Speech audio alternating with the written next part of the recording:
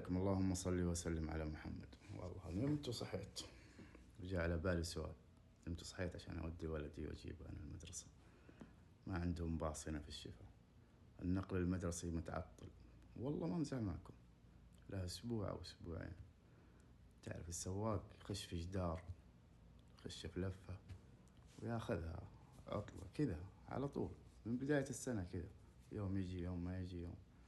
الله يوفقه ويعينه، ولا نبي نقطع رزقه ولا راح أقول اسم المدرسة، بس هذا اللي صاير. آخر شيء صدم جدار لحاله وصور إني صدمت جدار. طيب وش اللي صار؟ قال والله دخلت الجدار والسيارة كسر القزاز وصيانة، وقبلها صيانة الراديتر انفقع. أحس إنه هو اللي يفقع الراديتر، هو اللي يكسر القزاز. أتوقع كذا. أنا تعبت أنا والله، بس ما علينا، نخدم أولادنا، فلذت وكبدنا وكذا. تعرف فيصل الجفن حرك يعني فينا أشياء عاطفية ودينية وأبوية. والله فيصل الجفن صراحة متحدث ينفع في الشؤون الدينية، والله ينفع صراحة. حرك فيني مشاعر لدرجة إني أبي أسأله، ودي أسأله سؤال، ودي أسأله مين اللي أوقف نواف العقيدي. ما راح ألقى إجابة. ليه؟ ما أدري، رغم أن السؤال هذا مهم. سبب لي أذى نفسي مع نفسي. أمشي وأفكر مين اللي أوقف نواف العقيدي، مين اللي أبعد مسلي. أتوقع مسلي اليوم يطلع مع السيدات. تعرف اليوم التتويج، وحزب التتويج اليوم يطلع. مين حزب التتويج؟ راح تشوف اليوم، اللي يطلعون في المناسبات فقط، فقاعات. تعرف النصر أحزاب، حزب الدون والهداف، وكسر الرقم القياسي في عدد الأهداف في موسم واحد مع حمد الله. المنافسة هذا حزب خاص، حزب شامخ، حزب بغلف ذلف، بس باقي مع تويتر وتغريدات وجوالات.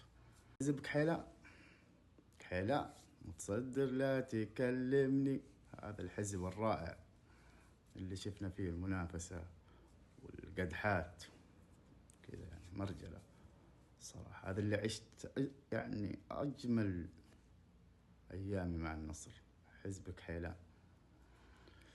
لكن خلاص ولا وراح. حزب الدنفسة في الإعلام والتسريبات، واللي ما يقدر يقول الحقيقة من اللي أوقف العقيدي واللي لعب في النادي. الآن يحتاج النصر وقفة الأحزاب إلى حزب واحد، إلى شخص واحد يجمعهم بدون أفلام، يوحد كلمة الإعلام، مع أنها كلها أفلام في أفلام. بس خلينا نقول كذا ممكن تسلك، والجمهور يصدق نفسه إن نادي عنده مسؤولين يهتمون للنادي، وبالتوفيق. غير كذا ما راح أقول شيء عشان ما أخربها مع الحزب اللي ما يتغير في الفكر. الحزب الأول والأساسي للرمز والراحل المرحوم عبد الرحمن بن سعود، هذا اللي ما تقدر تدور معاه أي مخرج، هو اللي متحكم ومتصير. والله ما في كل شيء قال لك الرمز قال هذا الحزب اللي طلع حرامي هذول ما يصيرون نفس الفكر، عايشين كذا وراح يروحون هم كذا نفس الفكر ما يتغيرون. تقول لهم مسرحية قال لك لا، هم كذا. هذا الحزب أصعب وأخطر حزب على الكرة السعودية، ما يتغير فكريا أبدا، حتى لو يكشف الحقيقة يظل كما هو. اسألني أعرفهم، طلعوا ما شفتهم طلعوا كيف؟ هذول هم. ومنهم بعض الأندية بعد شيبان أخويان عايشين نفس الوضعية، حقين الأندية بعد أحزاب. كل الأندية فيها أحزاب، بس مصلحة النادي ومصلحتي بعد النادي. اللي عندنا لا، مصلحتي وبعدين مصلحة النادي. طيب روح الهجن، روح العلا وفكنا شرك. فهمت قصدي؟ وصلت الرسالة بدون إفادة واضحة على ما أظن. توحدوا لأجل ناديكم وجماهير ناديكم.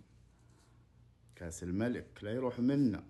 توحدوا لعيون ناديكم. أتمنى أشوف الرموز متواجدين في أول بارك أمام الخليج كدعم لنادينا الذي يواسينا بالبطولات في كل عام.